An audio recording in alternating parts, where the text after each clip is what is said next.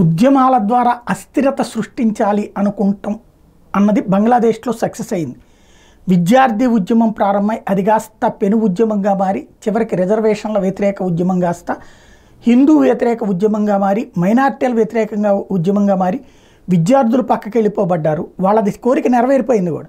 కానీ హిందువుల మీద దాడులు, క్రైస్తవుల మీద దాడులు, ఇతర మతస్థుల మీద దాడులు, హింసాకాండ సాగుతోంది.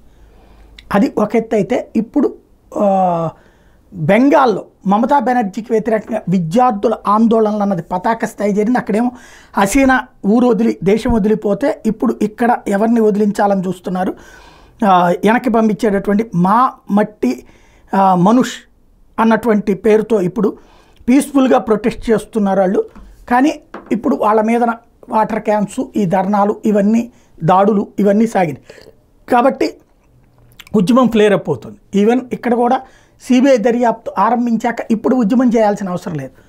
నాకు అనిపిస్తున్నది ఏంటంటే ఇక్కడ ఉద్యమాలు, ఇక్కడ హింసాకాండ తర్వాతన అది ఐఎన్డీఏ కూటమి భాగస్వామ్య పక్షమైనటువంటి రాష్ట్రంలో కూడా జరిగింది కాబట్టి అట్లాగే ఎన్డీఏ భాగస్వామ్య పక్షాల రాష్ట్రాల్లో ఏదో ఒక కారణాలతో ఉద్యమాలు చేపిస్తే తద్వారా దేశమంతా అల్లకల్లోలం, రైతు ఉద్యమాలనిను, రెజిలర్ల ఉద్యమాలనిను, లేకపోతే కనుక సిక్కుల ఉద్యమాలనిను ఇట్లాంటివి తీసుకొచ్చి ఏది మన దీని పేరుతో వక్ఫ్ వ్యతిరేక ఉద్యమనినో, వక్ఫ్ బిల్లుకు వ్యతిరేక ఉద్యమనినో ఇట్లాంటివి తీసుకొచ్చి రప్చర్ చేయడానికి రంగం సిద్ధమవుతోంది.